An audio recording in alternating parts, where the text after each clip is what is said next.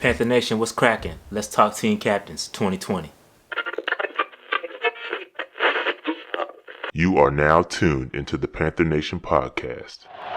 Delone. He's intercepted by Keekly. Keekly inside the 20 to the 10 and to the end zone for another Panthers. All right, so the team captains were announced, and there are no real surprises.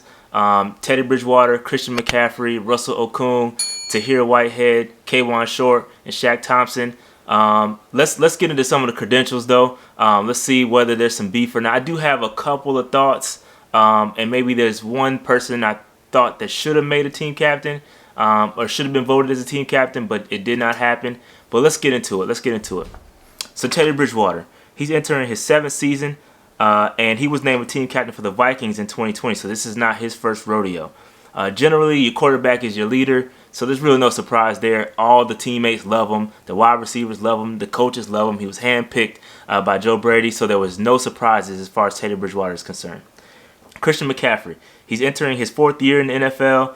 Last year, he did not start the season as a captain, but did become a captain in Week 5. So there's no real surprise. This is his 2nd time as a captain. No surprise with Christian McCaffrey. We don't need to list all his stats, credentials, because we know who he is. So no surprise there. Next up, we got Russell Okung. Russell Okung, Wakanda Tech. Russell Okung is entering his 11th season in the league. He was voted as a captain for the Chargers in 2018, so he does have some leadership capabilities. We all know he's outspoken when it comes to NFL and NFLPA issues. Russell Okung is the man, so it's no real surprise as far as that's concerned.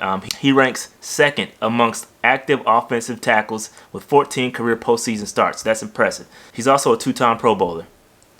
Next up, we got K'Wan Short. No surprise here, entering his 8th year. All of them spent with the Panthers.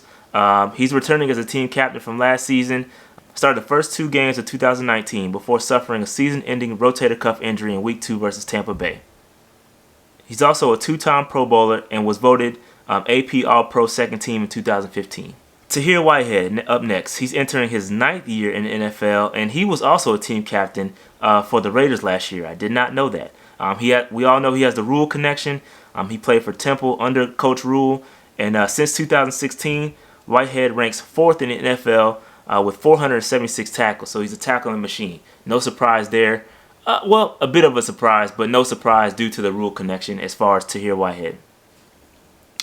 Next up, we got Shaq Thompson. Shaq Thompson is entering his 6th season, all spent with the Panthers. This is his 1st year as a team captain. And last year, he recorded his first career season with 100 or more tackles, making 109 stops. So it's impressive with Shaq Thompson.